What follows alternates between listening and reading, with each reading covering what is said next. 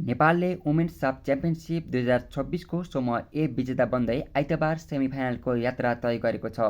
लगातार दोस्रो जित निकाल्ने क्रममा नेपालले श्रीलङ्काको चुनौती 2-0ले समाप्त पारेको हो। नेपालको यस जितले भुटानलाई पनि अन्तिम 4मा पुर्याएको छ। नेपाल 2 खेलबाट 6 अङ्कसहित शीर्ष स्थानमा रहेको छ। भुटान भने 3 अङ्कका साथ दोस्रो स्थानमा सीमित रहेको छ। श्रीलङ्का दुवै खेलमा पराजित रहेसँगै 0 अङ्क रहेको छ। नेपालको जितमा रश्मि कुमारी घिसिङ र कप्तान रेणुका नगरकोटेले 1-1 गोल गरेका थिए। रश्मिले पहिलो हाफको इन्जुरी समयको दोस्रो मिनेटमा गोलको खाता खोलेकी थिइन्। अनुमान रहे कि रश्मिले पेनाल्टी एरियामा प्राप्त रेखा पौडेलको पासलाई गोलमा परिणत गरेकी हुन्।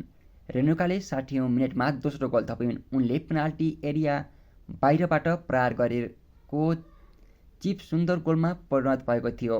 रेणुकाले नेपालका लागि गरेको यो नै पहिलो अन्तर्राष्ट्रिय गोल हो।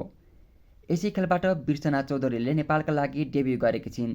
उनी दोस्रो हाफमा दिपा शाहीको स्थानमा मैदानमा प्रवेश गरेकी हुन्। नेपालको सेमिफाइनल समीकरण भने तय भएको छैन। आइतबार नै हुने समूह बीको अन्तिम खेलमा 2 पटकको डिफेन्डिङ च्याम्पियन बङ्गलादेश र भारत भिड्नेछन्। त्यसै खेलको समूह विजेताको निर्णय गर्नेछ र सेमिफाइनल समीकरण भने तय हुनेछ।